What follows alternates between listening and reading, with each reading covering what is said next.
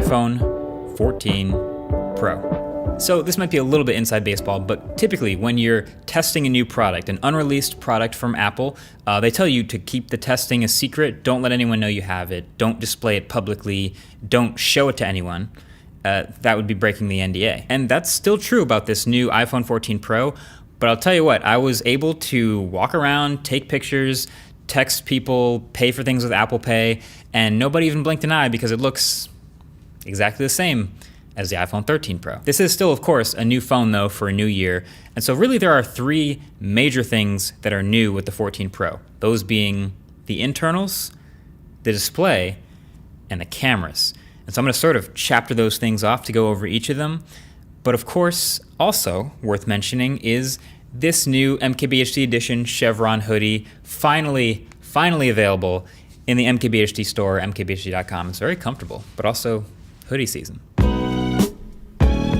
Yeah, on and on, the mean So there's not a whole lot of new pieces in this new phone, but there's technically more in this one than the baseline iPhone 14, because this one actually gets a silicon upgrade to the new A16 Bionic and 6 gigs of RAM, top of the line new 4nm system on a chip from Apple. You could tell though, when they gave the presentation in the keynote, that it must be a pretty minor bump from the A15 Bionic because they went straight to comparing it to the A13 Bionic from a couple years ago. In real life though, so far it's benchmarked very similar to an A15 Bionic, just slightly above, as expected. And that's meant, for me, rock solid performance, fluid animations, and a pretty reliable all-day battery life from both the 14 Pro and 14 Pro Max. But I'm gonna get more into battery in a minute. Also technically new to the internals is a new set of sensors. It's an improved gyroscope and a better accelerometer to be able to tell if you've been in a car crash or not. Crash detection. Cool feature. So it'll detect if you've been in a car crash or not, and then if you don't respond to the prompts on screen, it'll automatically call emergency services. Great. I'm not gonna test that. I'm sure some other YouTubers will find a way to test it. But actually my question really was like, okay, if you're gonna test it, what sort of things do you test? And I guess the answer is accidental triggers. Like, you know how if you run up a flight of stairs or something and you have automatic workout detection on the Apple Watch, it'll go, oh, have you started a workout? Because you've got an elevated heart rate and you just started to run and, no, just me? I don't know, I was just wondering if there's other times it might accidentally think that something else like a car crash might have happened. Maybe you've got a D-brand case on it and you just drop it on the floor or something. I don't know, it hits the ground hard enough, thinks it might have crashed. But then the more you look at it, the more you realize there's a bunch of different sensors and factors where it sees, okay, your GPS location was going 60 miles an hour until it hit 0 miles an hour, and the microphones heard a loud noise, and the barometric pressure changed when the airbags went off, and also the gyroscope saw that there was a hard stopping force. It knows you were in a car crash. One more thing that used to be in the iPhone that's not anymore in this one is a physical SIM card tray. This is actually for the US only, and these phones are now eSIM only. eSIM isn't exactly a new thing, but not having a physical SIM tray anymore does have its pros and cons. Pros mainly being, okay, it's one less place for water to get in, one less moving part, but cons being that for international travel, if you just wanted to grab a SIM card real quick instead of going through the carriers, that's no longer nearly as easy. I'm gonna keep an eye on this because I imagine Apple intends to eventually expand this to all iPhones instead of what it's now, which is just starting in the US only. But then the last internal change for the iPhone 14s, all of them, is satellite connectivity. This is an edge case extra feature that you're honestly hoping you never ever have to use, but in the off chance that you're stranded somewhere with absolutely no cellular service at all, you're nowhere near a cell tower, the iPhone's antennas now impressively can also communicate with straight up satellites instead of cell towers. So it'll take longer and you'll need a clear view of the sky, and the UI will literally help you point your phone at a certain satellite overhead, but it will let you send messages to a dispatcher or local emergency services to help get to your location and what you need help with. That is also pretty clutch. I will also not be testing that. But that's it for internals. Notice I didn't talk much about the externals like I usually do in phone reviews, because if we're being honest, they're pretty much the same. There are some new colors, the space black, which is my favorite in years, and there's also a new purple color.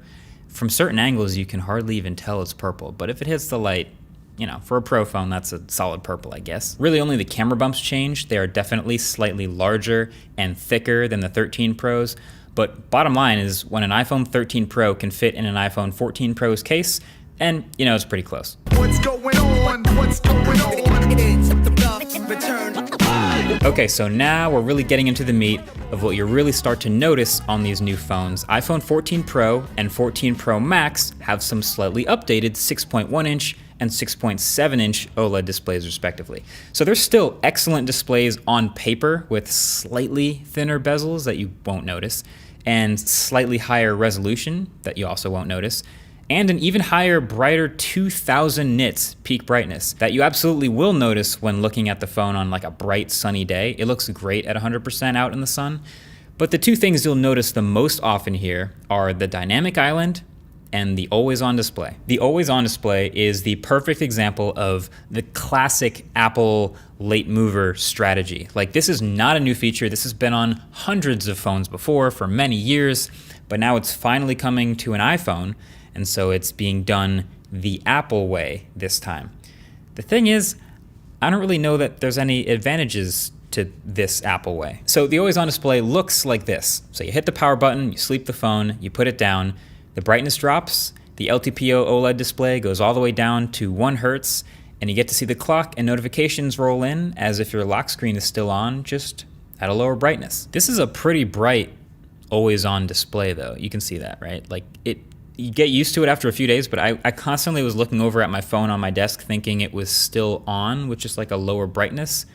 But yeah, it looks like that all the time. The transition from the home screen to the always on display is really nice. It's got this smooth fade animation. And I think that's the Apple way. Like, the clock, if it's behind something, will graduate to the front of the always on display. And it maintains all of the colors and skin tones in whatever wallpaper you were using. So it's not faded or black and white, you still have all your color. If you've got music playing, then your album art is front and center. It is extra beautiful. But I don't really care about any of that, to be honest. And there's also no extra customization. Like, I've seen some really creative always on displays over the years that let me customize and dial in even differently from the lock screen, and I really love using them. Apple's is just a toggle in the display settings on or off. That's it. Me personally, I'm gonna be turning it off on this phone because it also seems to be affecting battery life slightly more than I expected. Now, the always on display specifically doesn't show up in the battery settings, so I'm kind of just estimating here based on my behavior. Everything else looks normal, but I am getting slightly worse battery life than I've expected and than I've had on the 13 Pro for the past year. And so I assume that's this. That's a little extra brightness going a long way. It does still know when to turn off, don't get me wrong. If it's in a pocket, it turns off. If you're in sleep mode, it turns off. Even when you have an Apple Watch on and you walk far enough away from the phone that it knows you can't see it anymore, it turns off the always on display. But it does just sit here on my desk all day showing me stuff, and I don't really use it all that much, so yeah, I'm gonna pass. But you know what is new on the screen that I absolutely love and will never pass on? The dynamic island, baby. What a terrible name. They felt the need to name the notch.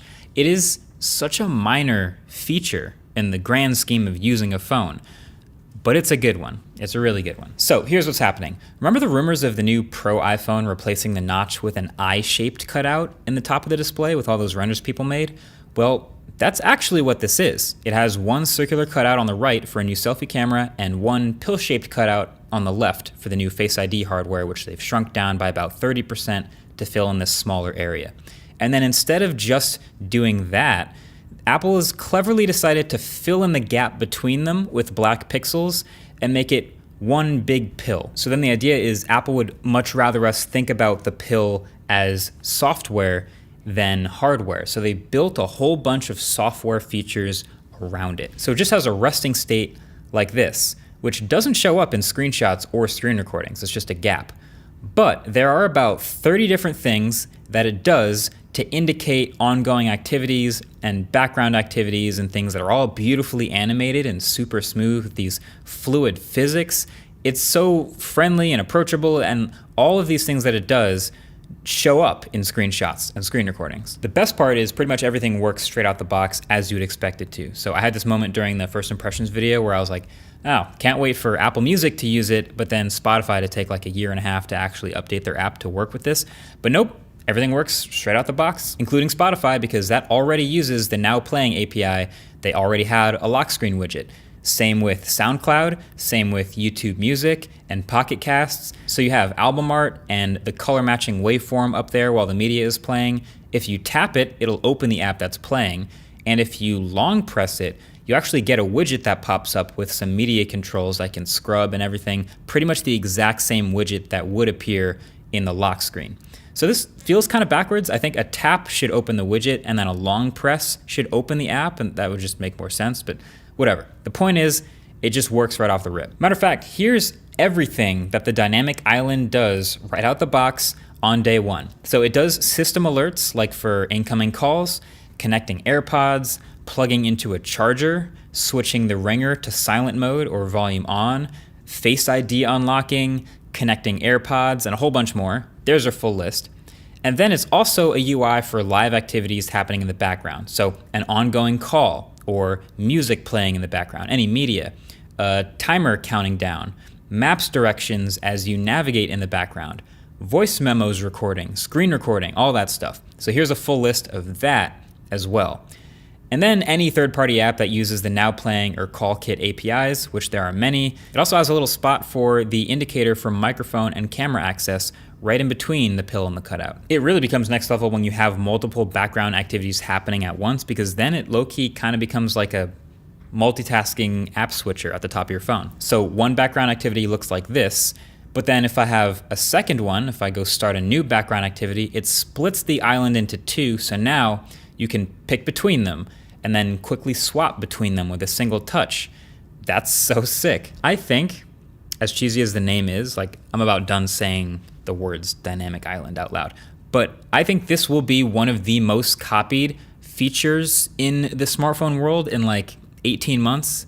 I pretty much guarantee it. Like we even already saw some MIUI mods on Twitter with people trying this on other phones. But the thing is, it's gonna be surprisingly hard to copy it exactly like this on this level. It seems pretty innocuous, pretty simple, but there is a lot going on here. Like there's a new display engine in the A16 Bionic that handles all of these animations, and there's a lot of them that really pull this whole thing together. There's physics to it. You poke the cutout and it wobbles and moves around a little like it's alive. And since there are real cutouts, like holes in the display for the camera and the Face ID system, it has to be touch sensitive in areas around the actual cutout so that it can still register taps when you touch a dead zone on the screen. And for the most part, it works pretty well. Is this a game-changing feature in a phone for most people? No. Is this a reason to get one phone over another? I don't think so. No, not really. Is this a nice quality of life touch that a lot of people will think is really cool and really like? Yeah, I think that's true. Is this feature technically invented by LG 7 years ago with the top screen on the LG V10? Yes, absolutely. On and on, c'est toujours. All right, if you watch enough iPhone presentations, then you know that the Pro iPhone really is and has been all about the cameras. Fun fact, they spent 23 minutes on stage at the September event talking about the iPhone 14 Pro, and 7 of those minutes, about 33%, were just talking about the camera. And so this is the biggest change, at least on paper, that's been made to the iPhone camera in many years. Look at this graph. This is a graph of the megapixel count of every iPhone camera since they first came out. They've been confidently repeating the 12 megapixel sensor since the iPhone 6S. But this year we got a leap. We got the leap. The primary camera on the iPhone 14 Pro is now a new 48 megapixel sensor. It's 65% larger than the one we had on the 12 Pro. It has a second generation focus shift optical image stabilization, 100% focus pixels, and sits behind a new f1.78 lens. I think we can all agree that's a great set of specs that we expect great imagery from. But really, the more I've been playing with it, it's just more about what the new 48 megapixel sensor enables. That's so great. So a new, larger 48 megapixel sensor. That's gonna bend down to 12 megapixels for all your normal photos, but you do get the benefits of sharpness and more light gathering from a larger sensor. That also gives you faster shutter speeds to freeze motion more often in non-perfect conditions. And it lets me take low light photos with a shorter shutter time, which is very convenient. But the larger sensor also gives you a really nice, shallow, natural depth of field without portrait mode, more than we've ever seen from an iPhone camera. Now, other phones I've seen do this just as well, but it presents a new set of challenges like fringing and autofocus. but I've been very impressed with how well the iPhone deals with both. Not a whole ton of fringing on close-up subjects, and the 100% coverage with focus pixels has been pretty locked in on tracking subjects and keeping things in focus, even with the shallow depth of field. My only complaint really is the pretty weak minimum focus distance. Things get blurred when you get close to the primary camera, so you gotta switch to the macro mode pretty early. Luckily, the ultra-wide has some improvements too, so that's not the end of the world. Then, a 48 megapixel sensor also enables this new 2x button. Doesn't seem like that huge of a deal, but it's literally just cropping in on the middle 12 megapixels of this huge sensor. So it's essentially like an optical zoom. It's not like you're gonna lose quality the way anything less than 3x would have been before on iPhones, because it was cropping into an already 12 megapixel image. The 48 megapixel sensor also enables this new action mode in video, which is this super aggressive stabilization for really shaky video. And it does this with a pretty heavy crop, but it's also able to still shoot in up to 2.8K in this mode. Little pro tip, it defaults to the 0.5x camera. It's much noisier when you do this so I do recommend switching back to the primary for it. And then if you're running around chasing a subject or even pointing out a car window or just anytime you need some pretty heavy stabilization, this is definitely nice to have. If you want the full 48 megapixel files, you can shoot in ProRAW and it will kick out 50, 60, 70 megabyte DNG files, which have a lot of detail and latitude to push around in Lightroom and make them look better than the straight out of camera 12 megapixel shots. But I'll leave that to the Peter McKinnons and Tyler Stallmans, or the many other photography creators I know are gonna put this to the test. One thing they didn't do with the new 48 megapixel sensor is 8K video. They could have, they've not been able to until they crossed the 30 megapixel threshold. They got to 48, they didn't do it. That, of course, would also probably still be pretty tough considering the max iPhone is still 1 terabyte, which sounds like a lot, but then you're also working with huge 5-6 gig per minute ProRes files that take forever to get off the iPhone via this Lightning port and the slow speeds. And they should probably just switch to USB-C, and that's a whole rant for another day, so I'll just stop it there. But just know, no 8K video straight from the iPhone's camera. I think I can honestly safely though put the iPhone 14 Pro as the best camera system in any phone in 2022. Don't get me wrong, it's not perfect. It can definitely overbake HDR sometimes in some harsh shooting conditions, and the new selfie camera, which now has 12 megapixels and autofocus, while it handles a variety of focal lengths much better and is sharper overall, it still has a tendency to overexpose people with dark skin constantly, I would know. But if I'm just looking for the overall versatility of the whole camera system, you know, the shutter speed improvements, the quality of the photos, the great autofocus, the color consistency between the 3 different cameras, the overall image processing pipeline improvements that have made the ultra-wide much more usable and less noisy in low light, and then of course the ProRes video that I'm literally actively running an entire YouTube channel with, then yeah, I'm pretty comfortable calling this the Camera King again. And yes, I am going to be shooting the new autofocus video with the iPhone 14 Pro's cameras, so if you want a large helping of sample footage, that's going to be the place to go. Go subscribe over there. Plus the car is going to be, it's a fun one. It's going to be a good video, so don't miss it anyway. Oh, also, guess what? Guess what? Cinematic mode now supports 30 FPS. Huh. That's funny. Checkmate 24 FPS stands. No, but also I don't think I'm going to be using cinematic mode that much because the natural depth of field is so good on the primary camera, but yeah, 30 FPS, cinematic now. Also, remember how all those event invites went out a couple weeks ago and the theme was far out and there were all these stars and we thought, oh, they're gonna get an astrophotography mode, like a nighttime photography type thing. That didn't happen. Turned out they were like hinting at the satellite connectivity, but like the iPhone still gets crushed when it comes to some of the like super low light nighttime shooting and especially astrophotography, so I'm kind of bummed that we didn't get that. But otherwise, yeah, complete camera. Kick, snare, kick, snare. So the iPhone 14 Pro is still $1,000 and the 14 Pro Max is still $1,100 to start. So they are the absolute best phones Apple makes right now, and there's going to be a lot of people considering an upgrade. So is it worth it? Well, in the landscape of other phones you could get for $1,000, this one's going to be competitive. It's going to have the best camera of the bunch, I think. It's going to have one of the best, brightest, most responsive displays of any of those phones. It's also going to have a dynamic island, however you feel about that. But also it's going to have the classic suite of iPhone stuff. iMessage, FaceTime, classics. But there definitely isn't any flashy or any crazy design or hardware innovation happening here. There is nothing folding in half. There is no super fast charging or some massive battery size improvement.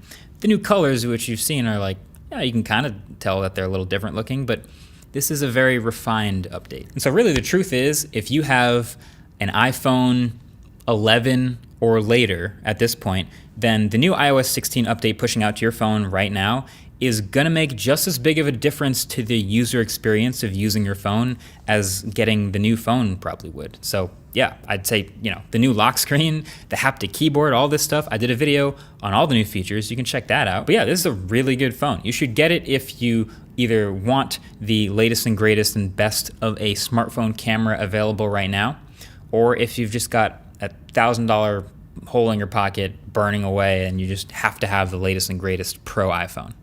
That's what this is. If you're not trying to get the newest iPhone, then you can skip the upgrade and fix your current phone with parts and tools by this video's sponsor, iFixit. They make it super easy with free repair guides and teardowns on their channel. It's not as hard as it looks. Also, if you want to see the inside of your phone before you try to fix it, check out iFixit's channel so you can see their iPhone 14 teardown when they take apart tech so you can learn how to fix it yourself. So you can check them out at the link below. One sustainability note I found interesting, the iPhone 14s now across the board have a slightly improved repairability design.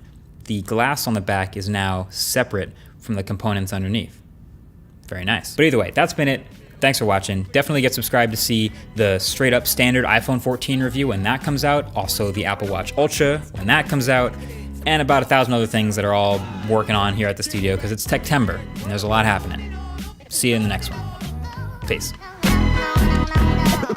Back to low.